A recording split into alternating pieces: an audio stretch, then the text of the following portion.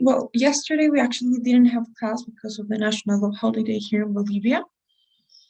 So today we're gonna make up for yesterday's class, and we're gonna be moving yesterday's class to Monday, please. Okay, guys, so next Monday we'll be having class to make up for yesterday's class that we didn't have due to the holiday. Okay, so today we'll be doing what we were supposed to do yesterday, and on Monday we'll make up for, well, tomorrow's session. Okay, guys, so classes on Monday, same schedule as usual. And today we're gonna continue working on what we were doing, which is the speaking section. And if you guys remember, we were working on the fourth question of the speaking section, right? Does anyone remember what we had to do for that fourth question? What was it like? What do you guys remember? We have to summarize a lecture. Okay. Exactly. How many seconds do you have to prepare and to speak? 20 seconds to prepare and 60 seconds to speak. Exactly. Perfect. Thank you so much, guys. So that's it. That was pretty much it, right? And remember that the topics that you could have in this lecture were psychology, biology, and business mostly, but you could have other things as well. So today we're going to practice that question. You guys are going to practice. But before we start, I'm going to show you guys a template. And I'm going to ask you all to have it, to take a screenshot or save it somehow. I don't know if I share this presentation with you or not, but anyways, I'll send it to you guys now. And well, I'm also going to show you the template because I'm going to require from you guys to use a template today.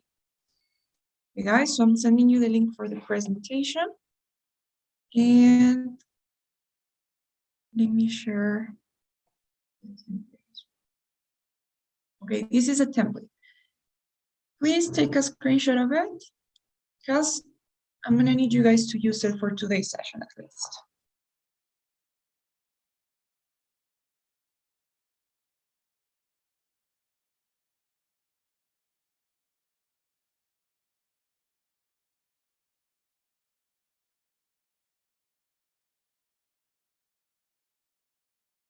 Is it okay? Do you guys have it?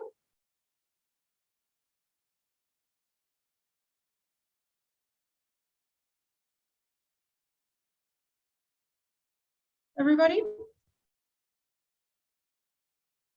Okay, guys, perfect. So let's just start practicing. I'm gonna play the lecture. You guys have to take notes, and then we'll answer the question. Okay, guys? So please listen carefully and take notes. Remember that you have 2 subtopics and 2 examples, right? Let's see.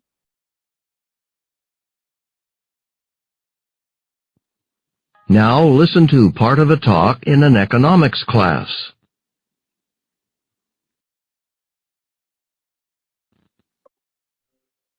So, let's talk about money. What is money? Well, typically people think of coins and paper bills as money, but that's using a somewhat narrow definition of the term. A broad definition is this. Money is anything that people can use to make purchases with. Since many things can be used to make purchases, money can have many different forms. Certainly, coins and bills are one form of money. People exchange goods and services for coins or paper bills, and they use this money, these bills, to obtain other goods and services. For example, you might give a taxi driver $5 to purchase a ride in his taxi, and he in turn gives the $5 to a farmer to buy some vegetables. But as I said, coins and bills aren't the only form of money under this broad definition. Some societies make use of a barter system. Basically, in a barter system, people exchange goods and services directly for other goods and services. The taxi driver, for example, might give a ride to a farmer in exchange for some vegetables. Since the vegetables are used to pay for a service, by our broad definition, the vegetables are used in barter as a form of money. Now, as I mentioned, there's also a second, a narrower definition of money. In the United States, only coins and bills are legal tender, meaning that by law, a seller must accept them as payment. The taxi driver must accept coins or bills as payment for a taxi ride, okay? But in the U.S., the taxi driver is not required to accept vegetables in exchange for a ride. So a narrower definition of money might be whatever is legal tender in a society, whatever has to be accepted as payment.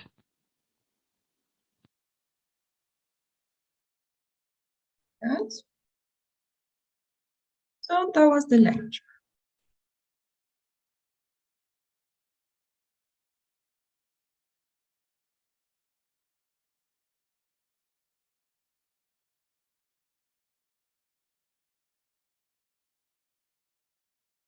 Okay, now the question says, using points and examples from the talk, explain the two definitions of money presented by the professor. Now you guys will have 20 seconds to prepare your responses.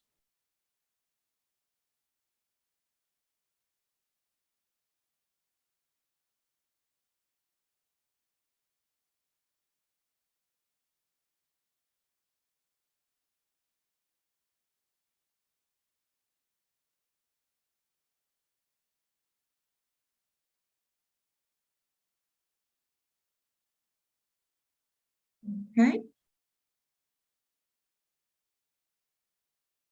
Okay, guys. So does anyone want to go first? Who wants to go first?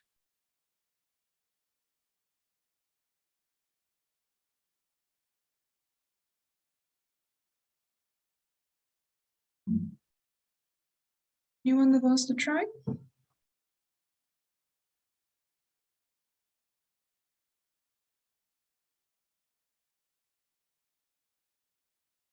Then maybe Araceli, do you mind going first?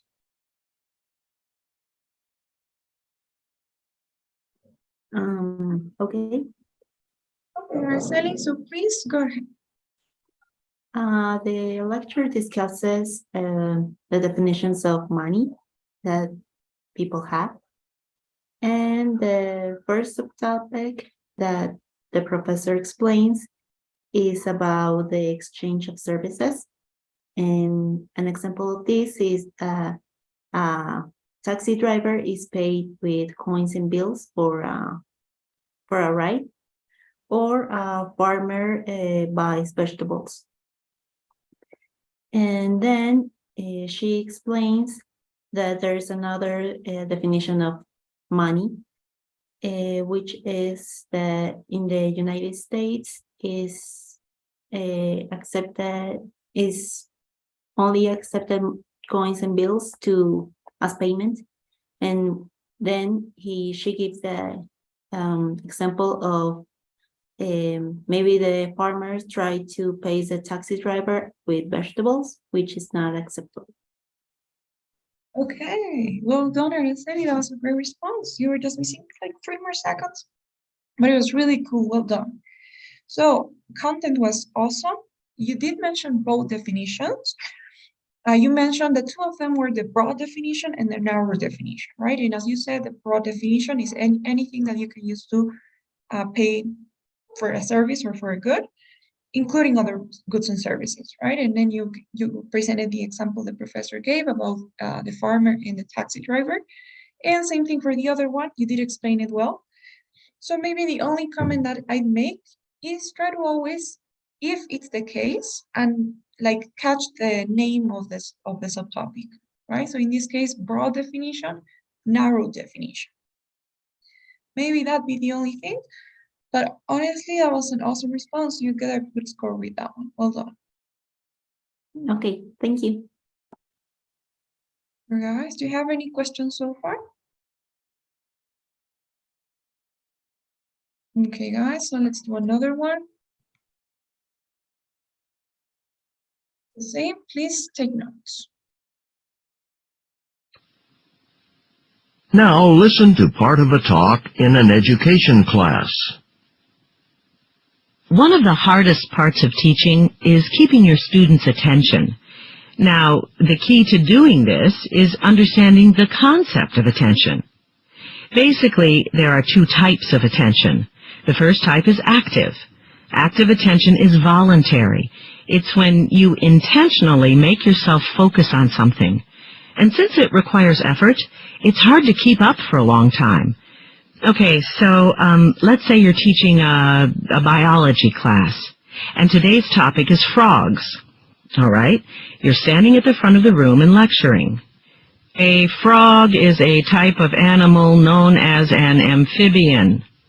Well, this isn't necessarily going to keep the students' interest, but most of them will force themselves to pay active attention to your lecture.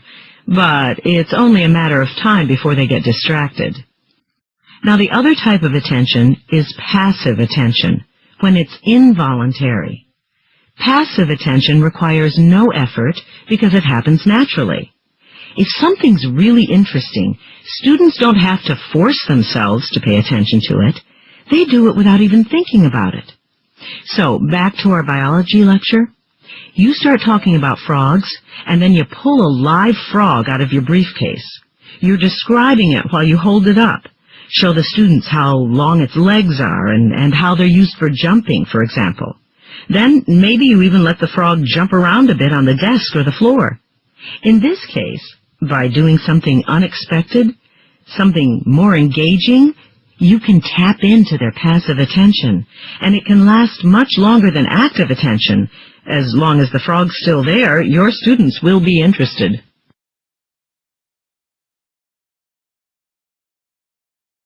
Now, using points and examples from the talk, explain the difference between active and passive attention.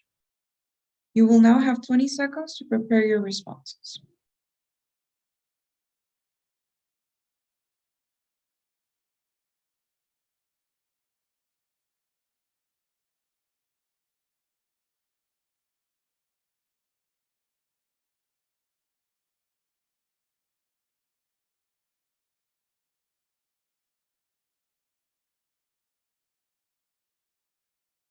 Okay, guys.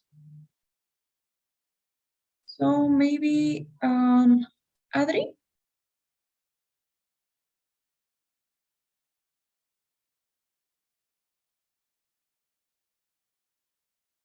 Please, do you think you can try? Okay, Andre. Okay, perfect. Then go ahead. Okay. And the lecture discusses the difference between active and passive attentions. The professor explains about the active attentions. It can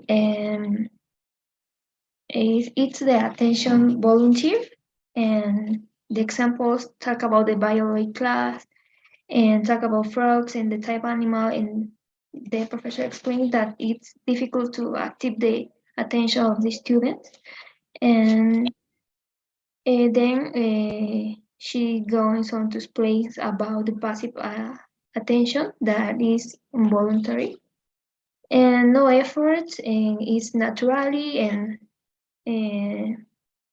she don't have the forced attentions, and talk about the same topic and talk about different things and talk the interest from the students and all of things.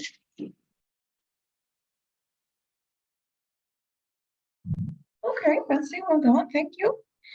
So it was good. I can see that you got both points, active and passive attention. You know what those are, the voluntary and the involuntary type of attention. And you also had an idea what the examples were about, right? About this biology class. But maybe the tip that I can give you is make sure that you actually explain the examples, right? So for example, you're saying, so the example was about a biology class and frogs and that type of things, but you're not really explaining how it's related to the concept, right, of active and passive attention. So try not to be so vague, so ambiguous, and try to explain, especially focusing on how it relates to what you said is active attention is, right? So active attention is when the student is not forcing themselves to pay attention. For example, in the biology class, the teacher pulls out a live frog. Students won't be forcing themselves, right? It's gonna interest them, so they will be paying attention because they find the class interesting. And try to always emphasize on that, right? Because remember that they say using those examples and those points, explain the difference. So you want to use those examples to explain the concept. Okay? Okay, thank you. Any questions so far? You guys, let's do another one now. Listen to part of a lecture in a biology class. We all know that insects like to eat plants. But some plants have been able to develop ways to protect themselves from insects. Today I'm going to talk about some ways plants defend themselves. Now, some plants have physical features that prevent insects from landing on them. Like the passion plant, for example. Its leaves have little spiky hairs all over them. They're like spikes sticking out of the plant that are so numerous and dense that they prevent insects from landing on the leaves. Basically, there's just no room for the insect to land. And since insects can't land on the leaves, they can't eat them. So the little hairs serve as a physical feature that helps protect the passion plant from insects. All right, but other plants protect themselves using chemical defenses, like the potato plant. The potato plant's able to release a chemical throughout its leaf system whenever an insect attacks it, starts eating the leaf. So, say an insect starts eating a potato plant's leaf. That will cause the plant to react by releasing a chemical throughout its leaf system. The insect swallows this chemical as it eats. And this chemical discourages the insect from wanting to eat any more of the plant. How? Well, the substance makes the insect feel full, like it's already had enough to eat. The insect no longer feels hungry, so it stops eating the plant. So, by emitting this chemical, the potato plant protects itself from insects.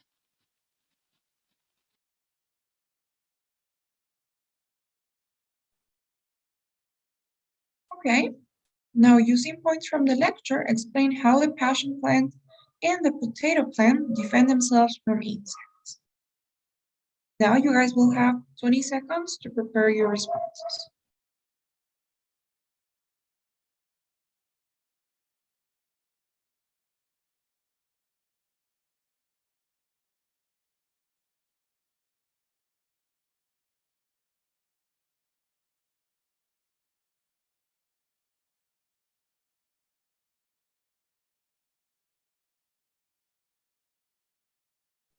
Okay, so Matilda, please.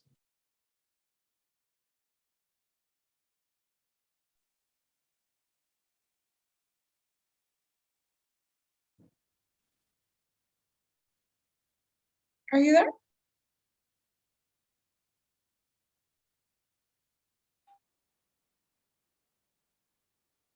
No? Okay. Mirko, what about you?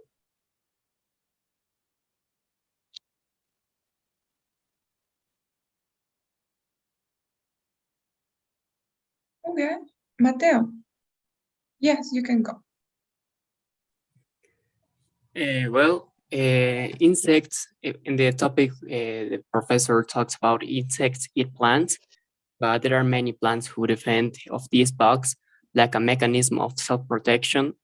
There are many plants that produce chemicals that cause to the insects to perceive it and makes insects to stop eating the plants. One example of this could be the passion plant and the potato plant that makes acting a full insects to makes them go away.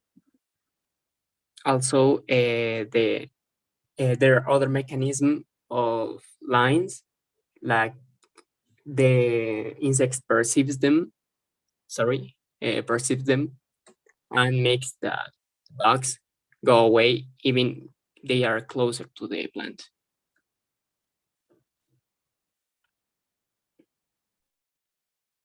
Okay, Mateo. So it was a good response.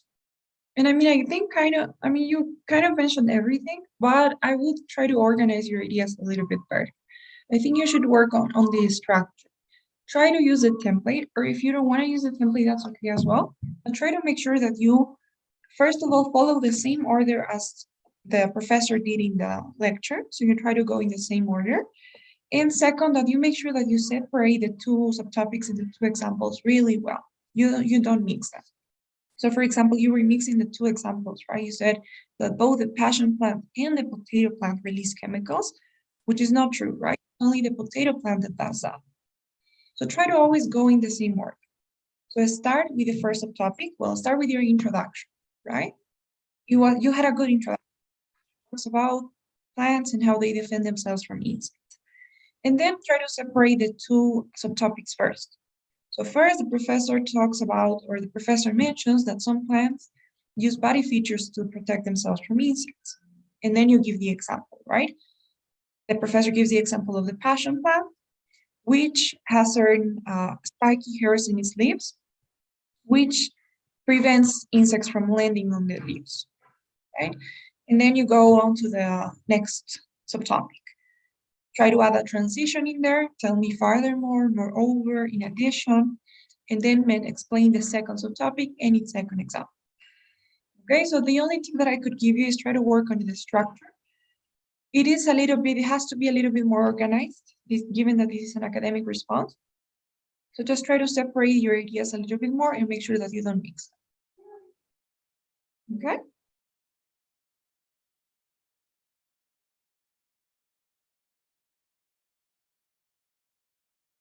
Guys, any questions so far?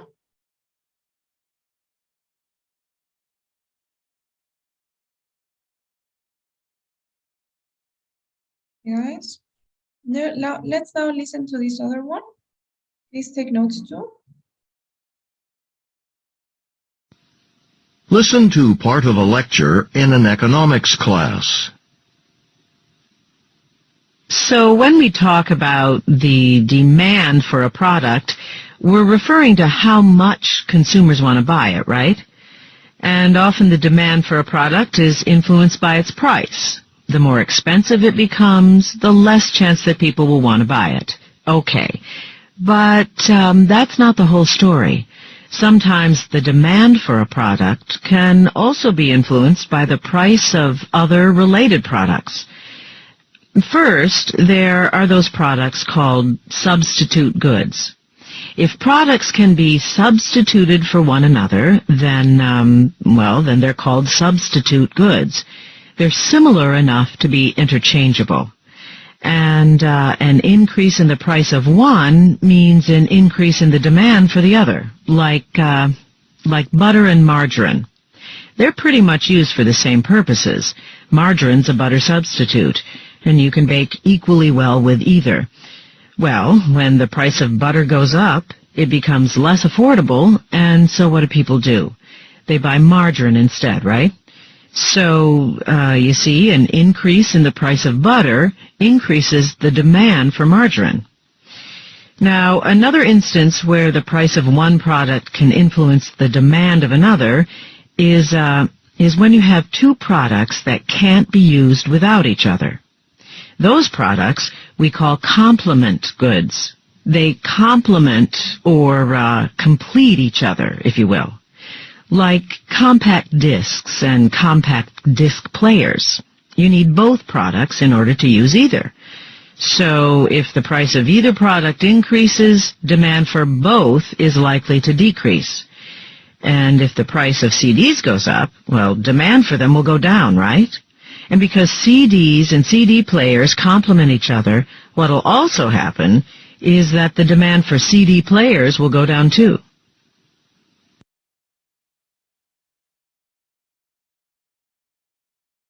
Thank you guys. Now the question says, using the points and examples from the talk, explain how substitute goods and complement goods influence demand for a particular product.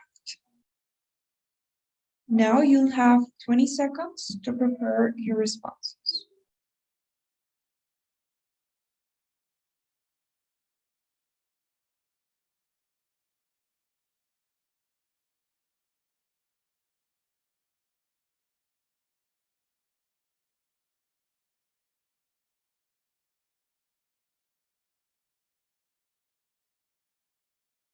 Yes. So maybe Adriana Ayala. Okay, give me a second, please.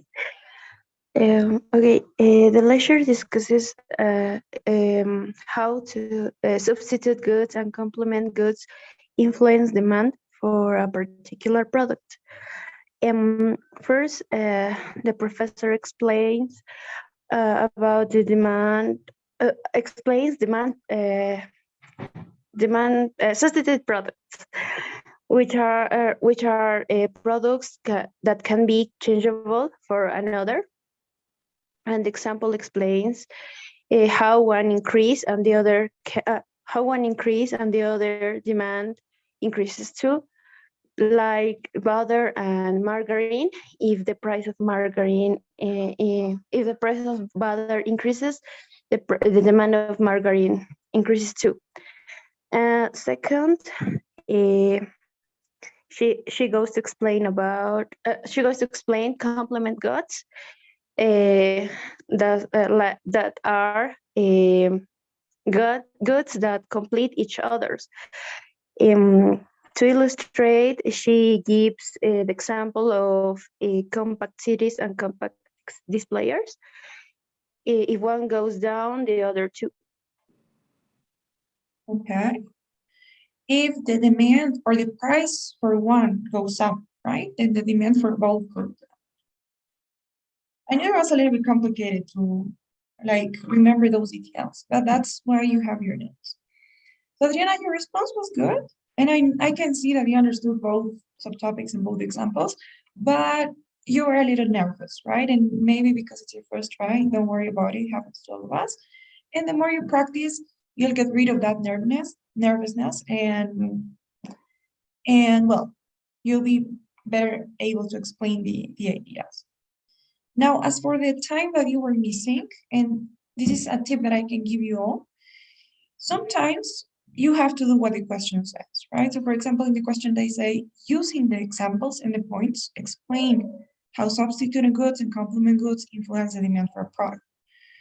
So in your case, for example, what you did was you said, first, the professor talks about substitute goods, and then you defined, right? You said, which are products that can be interchanged for one another that serve the same purpose. And then you explain how the price of one influences the demand of the other, right? You said, so when the price of one of these products goes up, the demand of the other one goes up as well.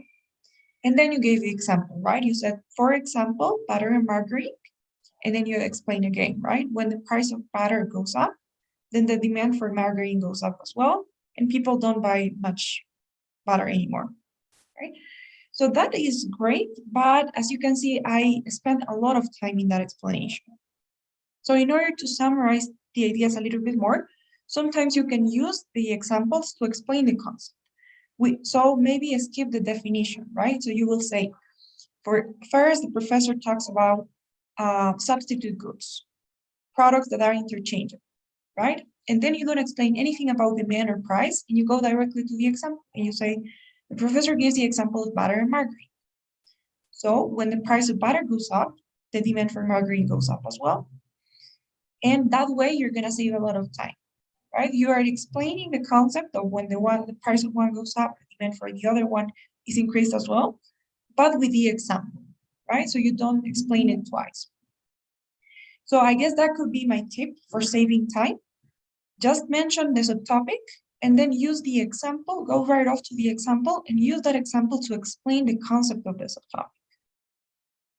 Right? I don't know if it makes sense, if you get the idea. Yeah, teacher, thank you. Yeah, so yeah, that's a good tip, especially when you have this type of lectures that are too long. That could be a good tip for saving some time. Okay, guys, do you have any questions so far?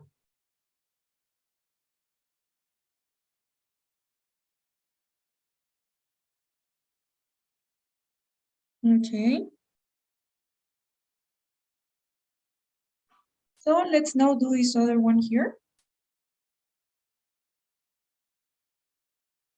Now listen to part of a lecture in a biology class.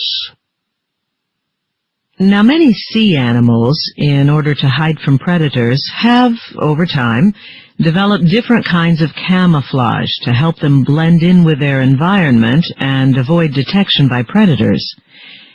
Picture the surface of the seafloor. It's as varied as the land we live on.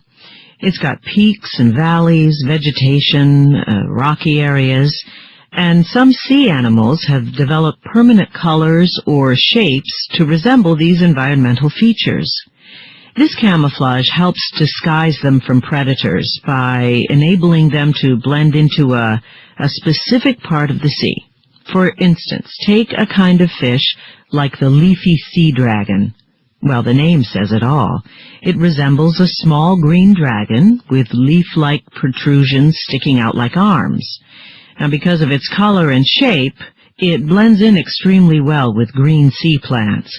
So when the leafy sea dragon is swimming through these plants, predators have trouble seeing it. But when it enters other environments without these green plants, its camouflage doesn't work anymore. Now, other sea animals are difficult to spot anywhere in the sea because their type of camouflage enables them to change color. Take the cuttlefish, a fish that's closely related to the squid and octopus. Unlike leafy sea dragons, cuttlefish have not developed any particular shape to hide from predators, but they have a lot more mobility because their camouflage allows them to blend into any environment. Because cuttlefish have shifting pigments that allow them to change color in a matter of seconds. And so they can almost instantaneously match the color of their surroundings. If they're swimming by green sea plants, they'll turn green. And if they're swimming over the brown seafloor, they'll turn brown. Okay, guys. Now, using the examples of the leafy sea dragon and the cuttlefish, describe two kinds of camouflage and the benefits they provide. And you guys will now have 20 seconds to prepare your responses.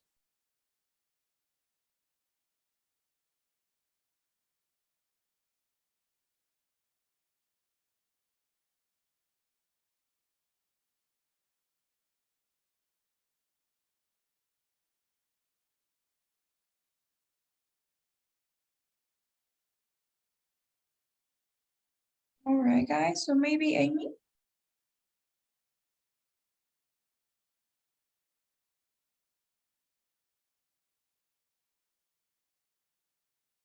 Are you there, Amy?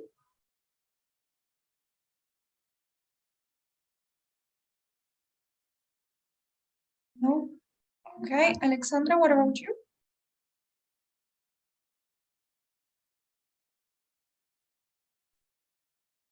Sorry, Miss, I missed the audio. I cannot understand well. Okay, Alexandra, thank you for letting me know. Maybe you'll go next time, don't worry. Blackwood?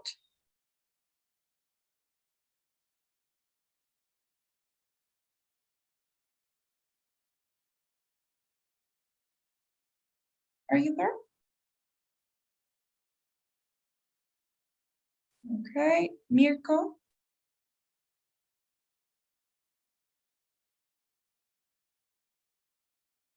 Adri Orozco? Teacher, I have the answer, but not completely, but I tried. Okay, yes, try with what you have. Okay, Go the professor goes into a ton of details about why two animals have to camouflage themselves and avoid being detected by predators. And first, the professor explains there are animals on the surface that change shape, which, for instance, sea dragon that take the form of a leaf with wings, and then she goes to explain like other animals, and that's all. I can't understand the rest of the audio.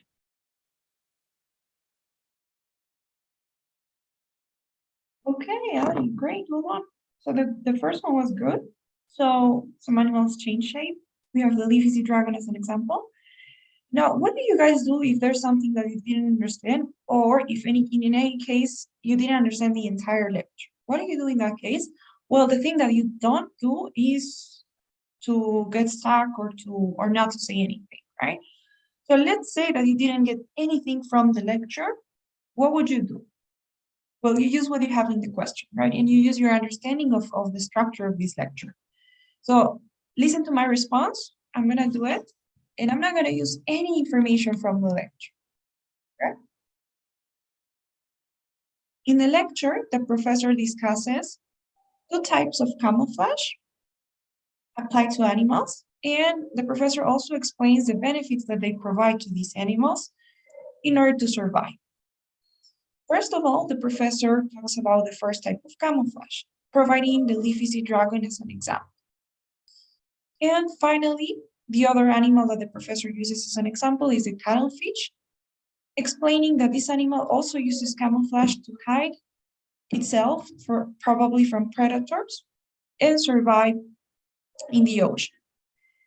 These are the two examples that the professor gives to explain the two types of camouflage mentioned in the lecture. Okay, so I know that that was not at all ideal, right? I didn't really say anything, but I just said what I had in the question and what I know the professor probably did, right? But I didn't use any type of information from the lecture, right? But the important thing is, like, will I get points from content? Probably not, right? I won't get any points from content because I'm not summarizing any of the points in the lecture.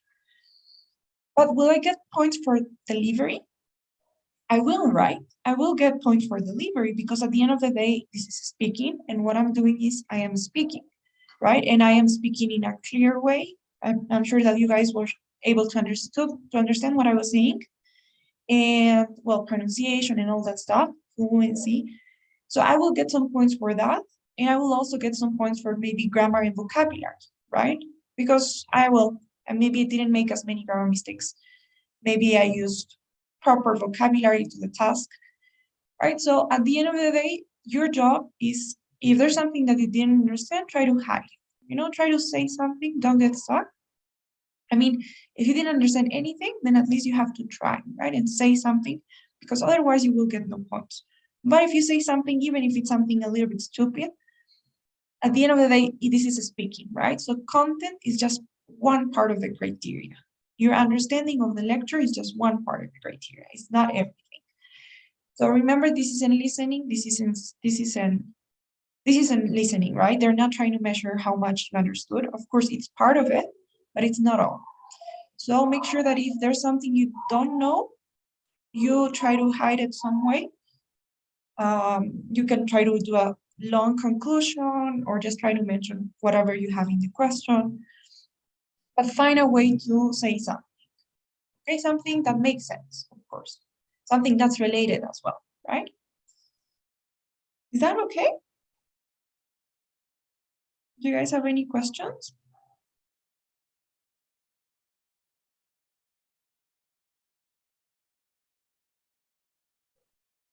No? Okay, guys. So that's another very important thing. So always make sure that you speak. You demonstrate that you can speak clearly, that you have appropriate vocabulary, good grammar, and that's even more important sometimes than the content. So let's do another one. Let's see. I'm looking for something that's not psychology, biology, or business. Okay, this one here. So let's hear it. Listen to a part of a lecture from a history class. The professor is talking about the Industrial Revolution. Back in the 18th century, in a time known as the Industrial Revolution, some countries, well, England in particular, started using new technology, like steam-powered machines, to produce goods. And the use of these machines brought about some significant changes. Let's go over two main changes that occurred. One change was that the center of production moved from homes to factories. Let's take fabric or cloth as an example. Historically, for a very long time, people had made cloth by hand in their homes, earning a little money from their home-based cloth production. But then these new steam-powered machines for weaving cloth were invented and placed in factories, and these machines could weave cloth much more quickly and efficiently. So there wasn't any reason to keep making cloth slowly in homes when it could be made faster on factory machines. Thus, the majority of cloth production shifted from home-based businesses to factory production. Another result of the new technology is that cities started forming around factories. Like, let's say there was a cloth factory that was built in a certain small village. Now, of course, the factory needed workers to operate the machines used in cloth production. So the factory would hire a lot of rural workers who would then move from the countryside to the village. So instead of being spread out all over the countryside, the workers started to congregate in the village with the factory. As a result, the village got bigger and eventually grew into a city.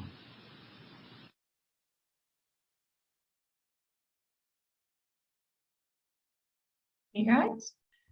Now, using points and examples from the talk, describe two changes that occurred after machines began to be used for manufacturing goods. Now you will have 20 seconds to prepare your responses.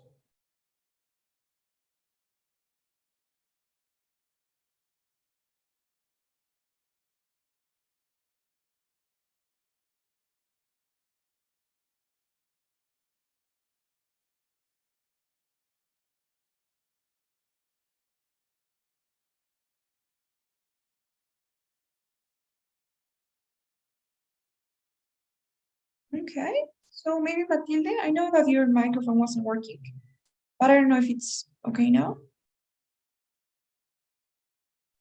Yeah.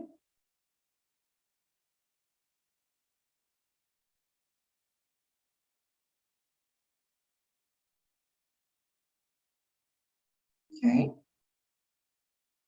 Dan, who wants to try? Who wants to go?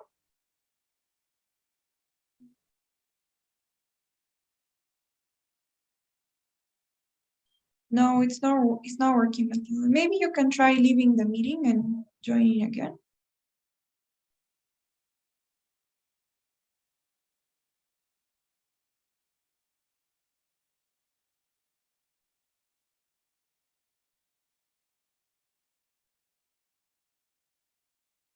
Okay, Matilde, don't worry.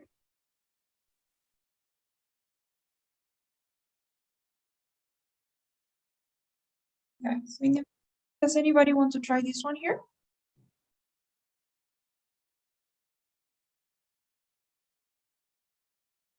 Does anyone want to try?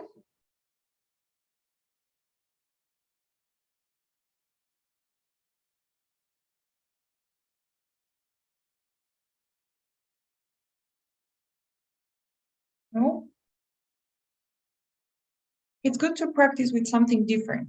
You know, in this case, we have history, I guess. So nobody really? Adriana, great. Okay.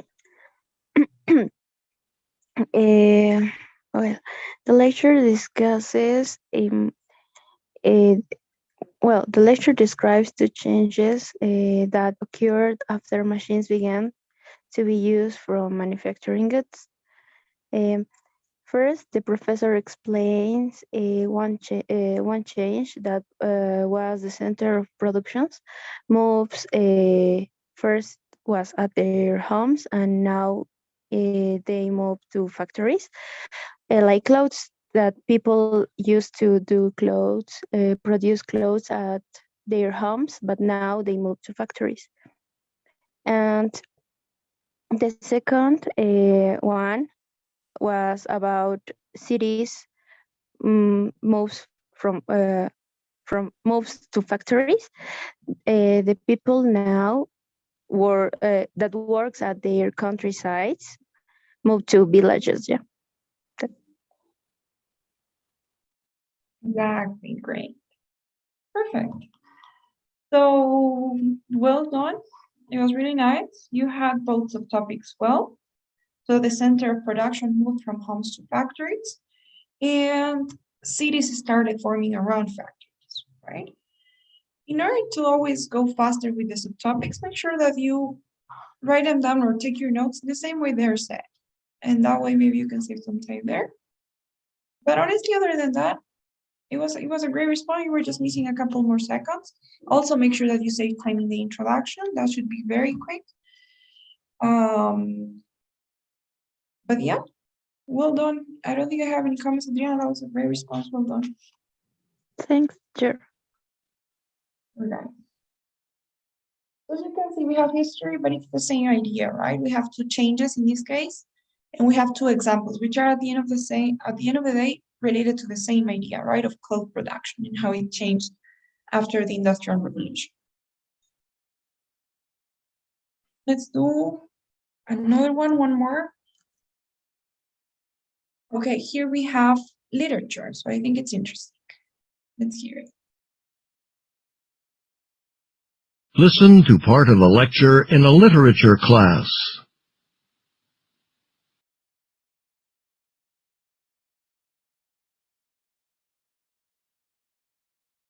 Authors of fiction, short stories and novels, of course have many decisions to make when they are writing their works.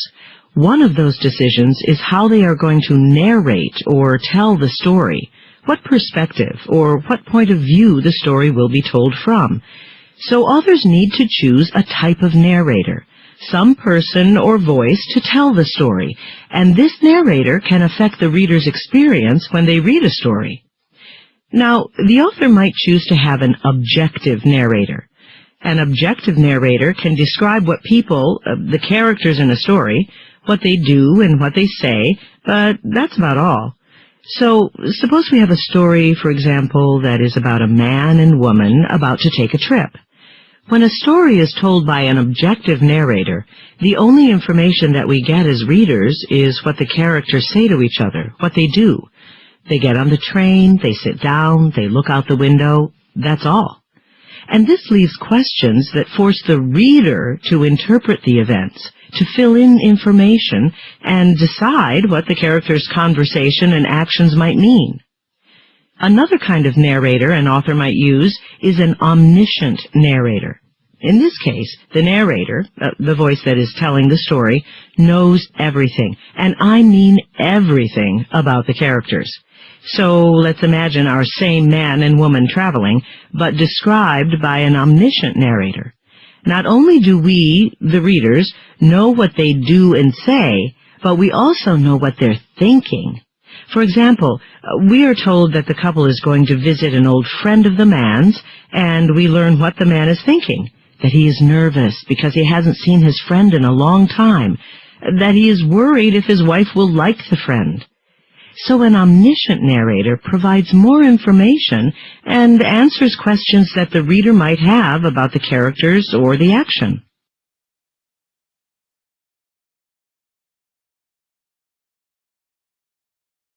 Now, using the examples from the lecture, discuss two types of narrators that an author of fiction might use.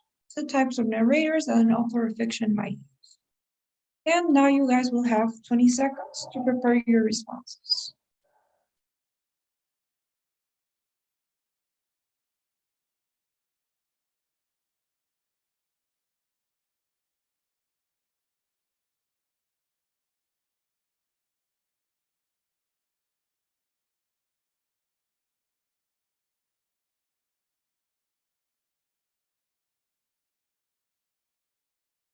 You guys?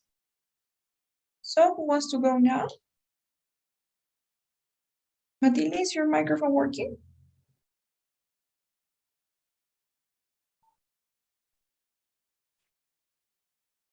Oh no, I think not. Okay. Well, that's a shame. Well, in any case, don't forget, guys, that we have the speaking sessions, right?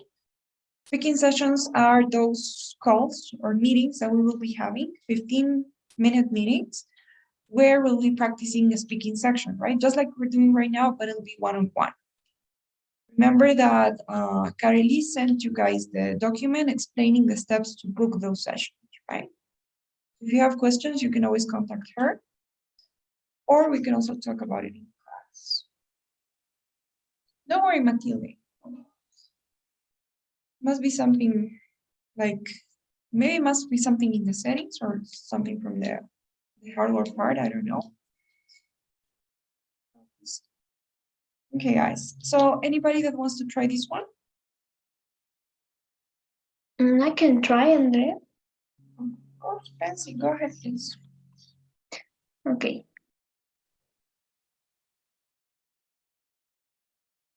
The lecture discusses the two types of narrators that an author or fiction might use.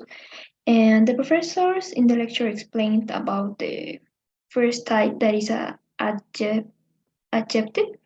It talk about the experience in the history and talk about the woman and men in the travel, and the narrators talk about only the characters say each other.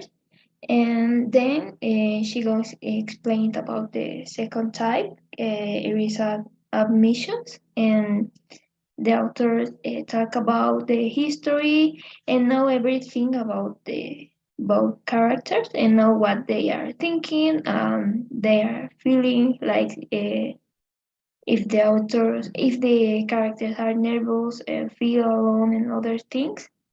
And that's illustrate about the two types. Okay, all right, Pansy. So well done.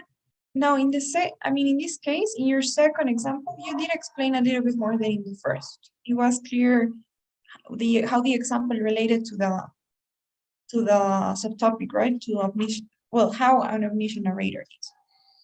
Maybe one recommendation I can give you, and it's the same as I said before, try to explain things, right? Don't just mention, because I think you're summarizing too much, right? And maybe it's because you're using the word or the phrase talk about a little too much. So you're saying it talks about a woman and a man, it talks about a trip, talks about what they're thinking, what they're doing, but at the end of the day, you're not explaining, right? So try not to say it talks about this, but tell me, the professor says that an objective narrator will narrate what the characters are doing, only what they're doing and not what they're thinking, right? Professor gives the example of a woman and a man or a couple going on a trip, and the narrator is describing what they're doing or what they're saying, right, to each other.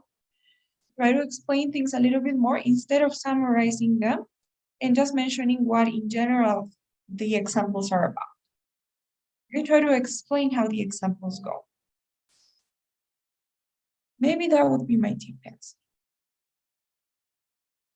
Okay, Andrea, thank you. You guys good? So, do you have any questions now that we've practiced this question, that we've had our practice session?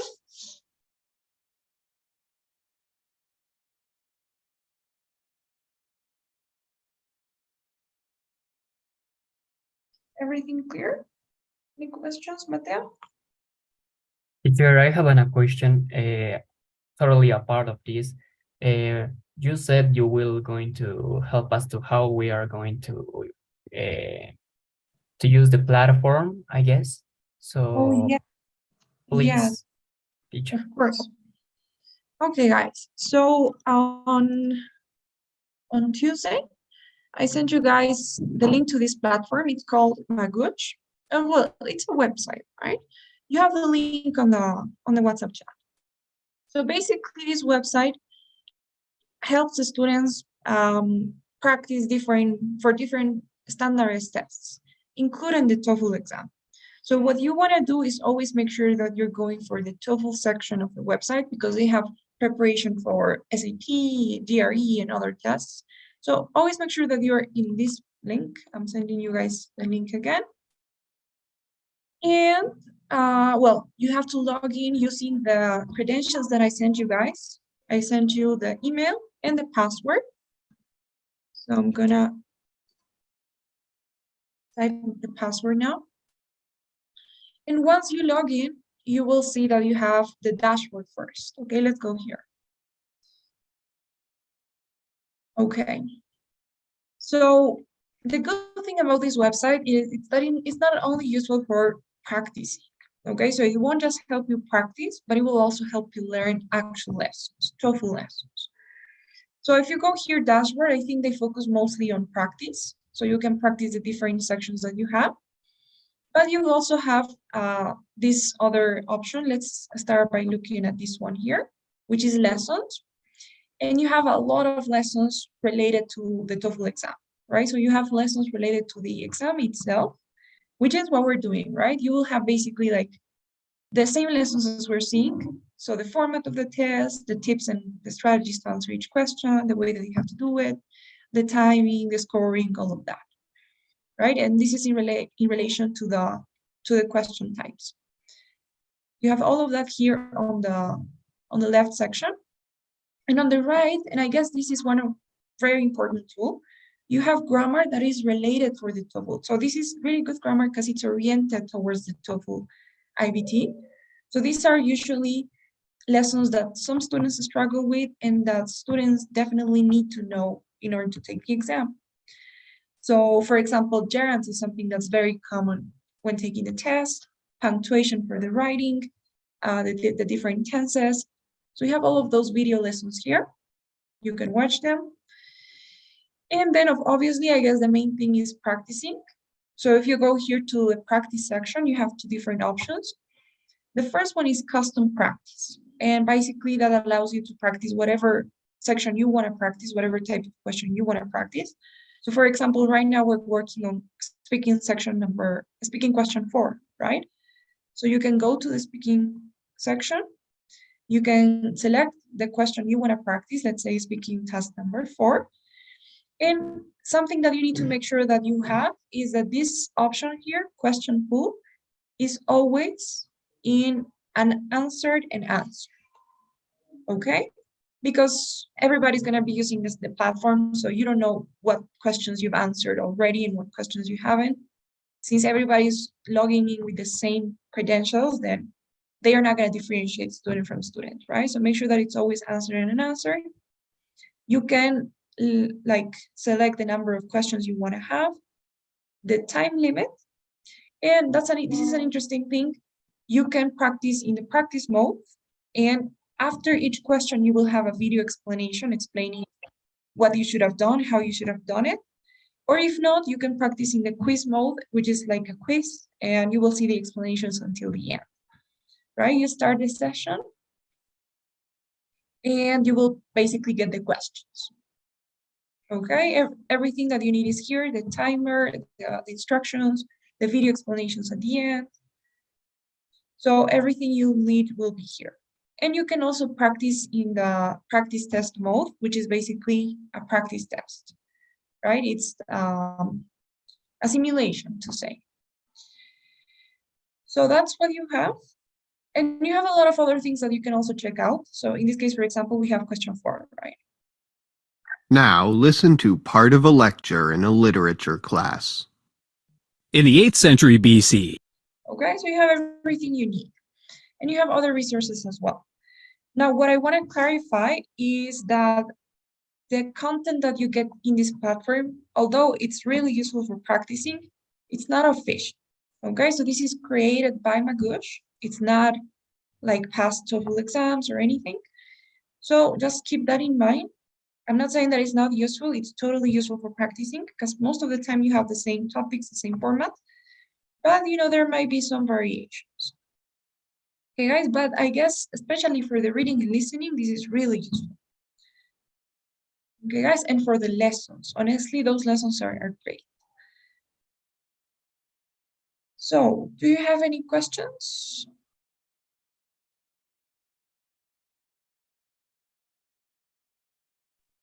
Matilda, I think, has 2 questions. Exactly, yeah. In the chat box. As for your first question, Matilde, how could we check the previous recorded classes? I couldn't join yesterday.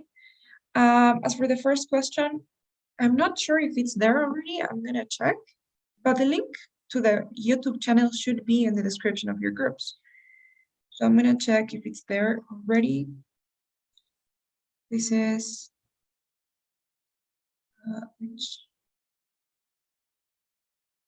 okay, so yeah, if you go to the description of the WhatsApp group chat, you'll find the link where you will be able to, you'll find all of the recording classes. You're probably not gonna find yesterday's class because we didn't have class yesterday due to the holiday here in Bolivia. So we didn't have class yesterday. As I said in the beginning of the class, we're gonna move yesterday's class to Monday, that we weren't supposed to have class. So next Monday, we'll be making up for yesterday's class. Okay, but you'll be able to find all of the other classes there. And as for your second question, I guess Magush would be a good choice. Right? Any other questions?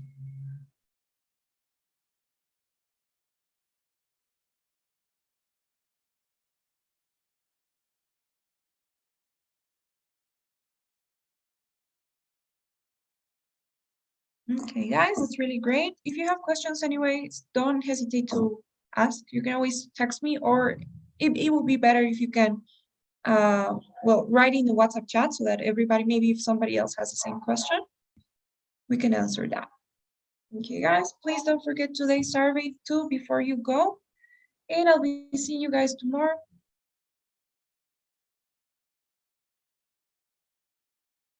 Bye, Andrea. See you tomorrow. Bye, guys. Bye, Annie. Thank you.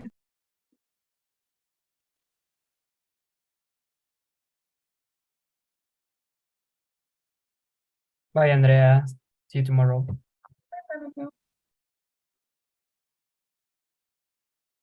Bye. Thank you. Bye.